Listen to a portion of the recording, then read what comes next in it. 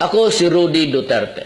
Kung gusto ninyong ayusin ang bayan natin, handa akong maglingkod.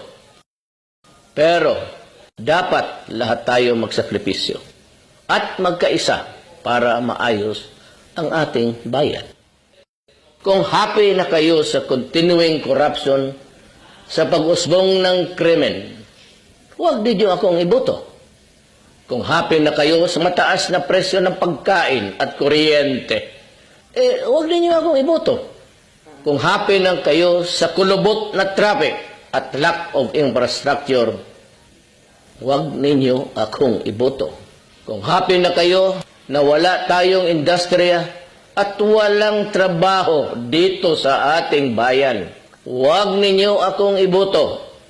Ngayon, kung gusto ninyong mangyari sa buong Pilipinas ang nagawa ko para sa mahal kong Davao,